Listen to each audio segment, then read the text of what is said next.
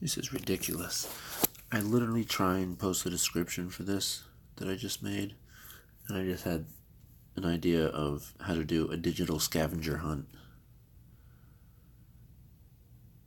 And it's like, oh my gosh, dude, a digital scavenger hunt? Do you know how helpful that would be in teaching people things? Like, imagine it as Quidditch, or whatever that imagine that, but a message on the internet that's bouncing around from post to post or page to page or wherever it is. It's, scooting along. But once it gets somewhere, it provides you an article or information or a headline, and you have to figure out what's wrong with it. So you quickly read it and see, where's the glaring obvious failure here. And the better you know your topics, the better you know the answer. Because if you catch this little thing, the person that let it go then gives you something that he and you both value. So that's like Quidditch for... I have no idea. Anyway, let me go back to posting this. Do you know how difficult this is? This is getting hard, but very interesting. Crap, now I'm trying to figure out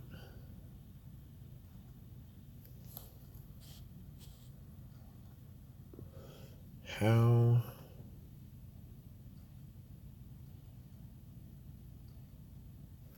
Oh.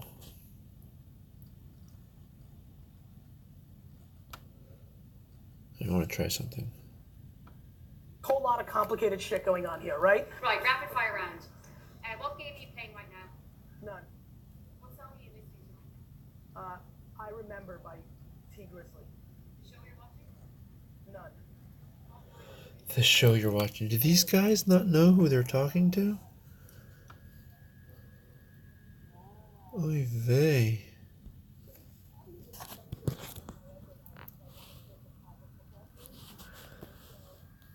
Alright, so I think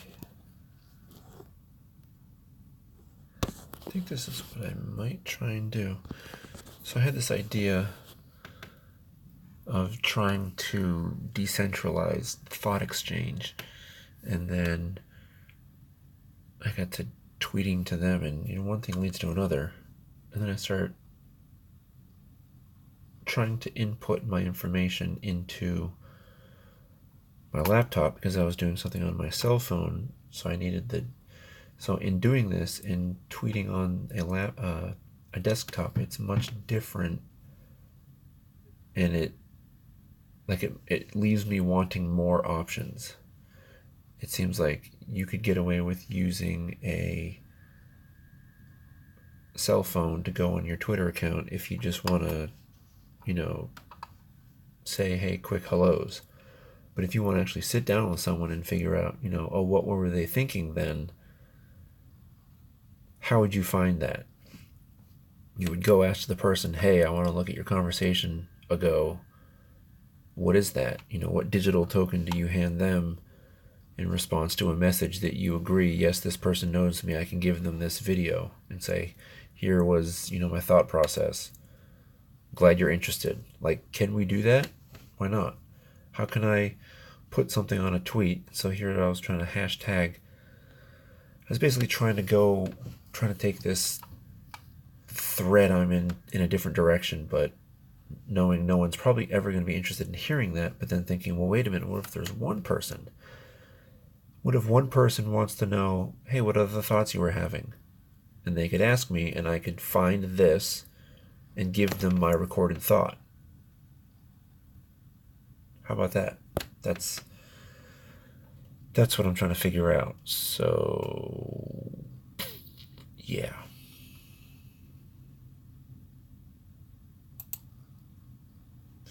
Gonna tweet that. And then I think we can pause that.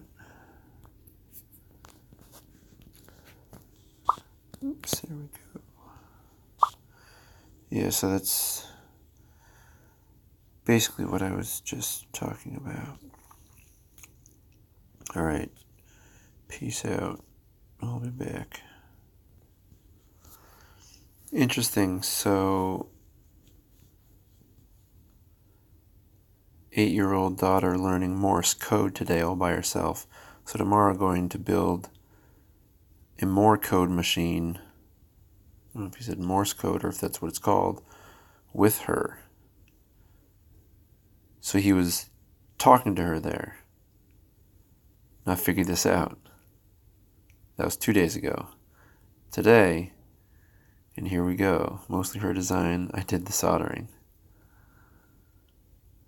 That's how kids are going to learn in the future. That right there is how kids will learn new things in the future of education. Basically, that's how we're going to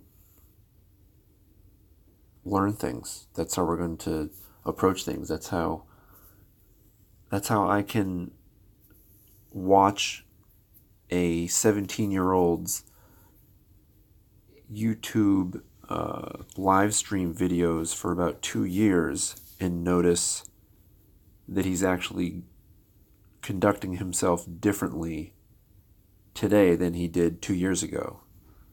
How is that possible? How can I see that? Literally watching someone, I don't want to say grow up, but someone gaining wisdom, someone growing wiser. So if that's possible, well, this is how our kids are going to learn in the future of education. What does that mean? That right there is how kids will learn new things in the future of education. And that's pretty much it.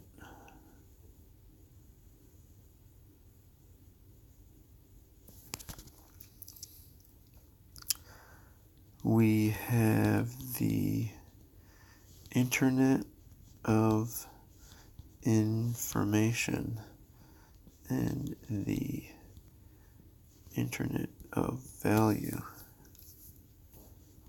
comma, but when will we get the Internet of... Dude, that's sick. Internet of Learning? What? That sounds so cool. We have the Internet of Information, the II, the IOV, and the IL. II, Internet of... If you have the II, IV, IL. Wow, that's an interesting... I hope that looks like an interesting... what is it called? Roman numeral. Let's see. Hashtag.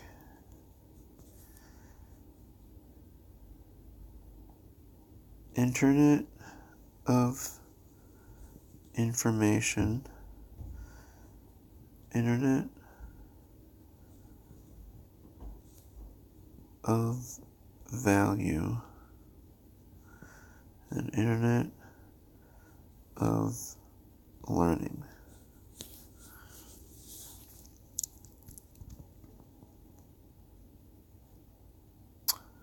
I don't even... Now I'm kind of curious. Now I sort of want to know.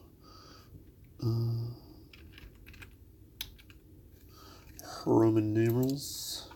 I know this is incredibly boring for people such as yourself. Or people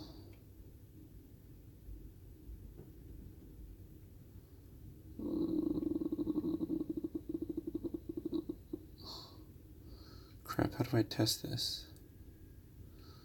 Roman numeral. I think I'm just going to put it in and see what happens. So that looks like an I-I-I-V-I-L.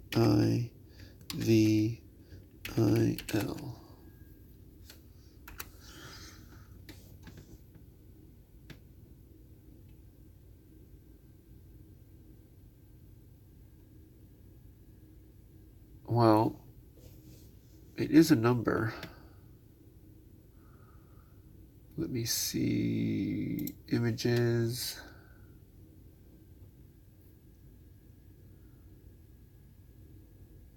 Yeah, so I don't think you'd have 3, 5, 1, 50. Is that what L is?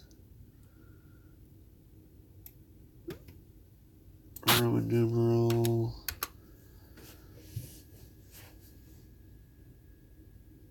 Yeah, it's 50. That's good to know. 1, I is 1, V is 5, X is 10, L is 50, C is 100, D is 500, and M is 1000. Why don't we make freaking kids' monies look like that so they can learn the value of something? Like, what the heck? Come on, people. So 50, so that would be 3, 5, 150. Let's see.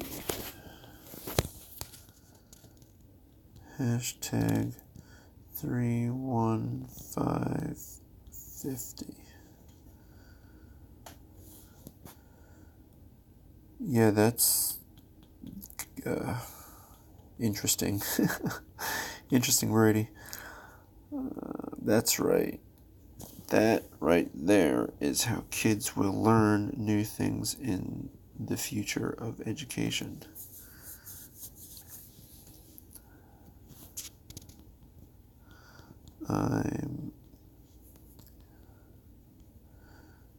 I would tell my kid to pay attention to her.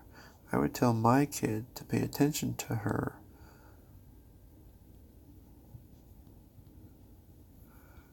During that process, if they like Morse code. That's not how it came out. How do you spell that? M-O-R, I thought I did that. M-O-R-S-E.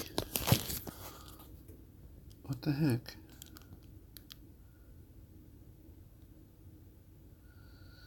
M-O-R-S-E. That right there, kids.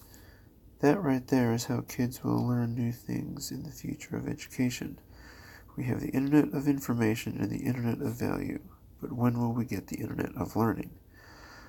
I would tell my kid to pay attention to her during that process if they liked Morse code.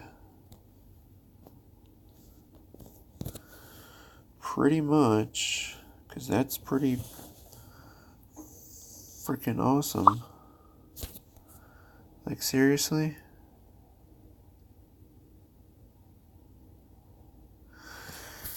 Do I tie that in with thought exchange? Probably not.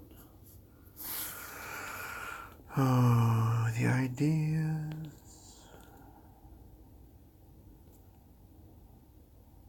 Ew.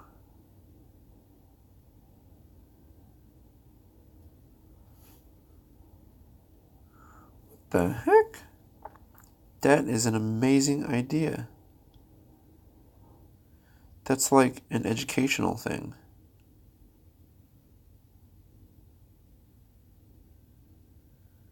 Wow, that is such a cool idea.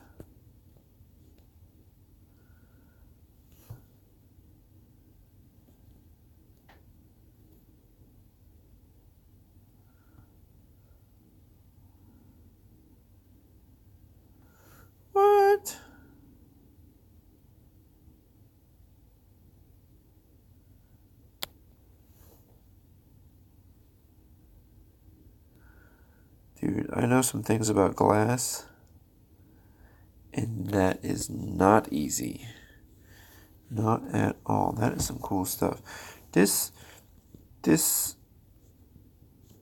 woman right here, she gets some good stuff. Dang, you get the good stuff. That's how we are going to teach our children of the future in the future. I hope that kind of makes sense. So cool. Super cool. So cool. Real understated. So cool. Meow. Meow. So cool. CKJ. I want to get to some of these. Yeah, let's see what Joe Peterson's got. I like coming across random things that I wouldn't have normally come across. Apple and Barbie. Alright, let me, I recognize him. Let me, pause here until I find something good, and then I'll get back on. So now I have this weird thought that, Joel Katz is Satoshi Nakamoto, and the reason why he started Bitcoin and started passing it around was so that he could see if it would work. Literally, test it out, see if it could work. And then once he saw that it did work and it gained traction, then he started a funding method that, in my opinion, is second best to Bitcoin itself. Building an infrastructure that supports a token, slowly giving the token value so they can slowly sell and get the proceeds to help give more value to the token's ecosystem. Yeah, that was a weird thought, but there you go. And on a really random side note, Nature's Path Enviro Kids, the organic cereal, the chocolate choco chimps organic, they used to be a koala bear, and it used to have, if you go to Whole Foods next time you look at the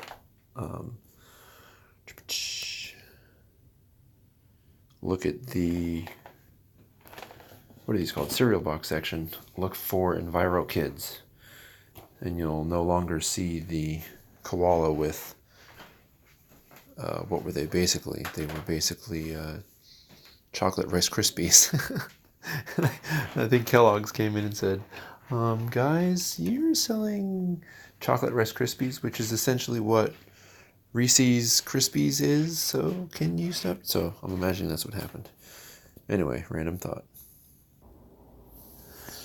Interesting. So I was just listening to I bought my Bitcoin, not last week. What happens now, I just want to be very accurate so there's no confusion. By paying attention to culture and betting on people's, kind of actions, I bought on, let's see, here, on February 18, 2014, I bought my Bitcoin, not last week. What So, happens when you stay curious? What's interesting, maybe I can pull it up now that I'm on my phone. BTC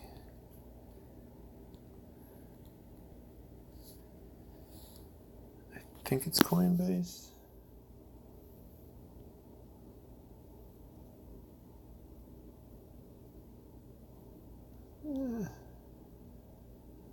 Hold on. Interesting. So this is when Gary bought his first Bitcoin. I think it was February 18th. Well, it's February 13th, 2014. It's very interesting that depending on where he was, he actually bought it, I think, the same time I did. I bought mine at 900. I bought 0.1 was the first one. But it's just interesting to see that, yes, he bought it then and not last week, because when he said last week, what he was making reference to was somewhere in here. So this was published December 22nd, 2017, which literally, December 30th, 2017, was about the same point in the cycle, but not the same price. So I just found that to be very interesting.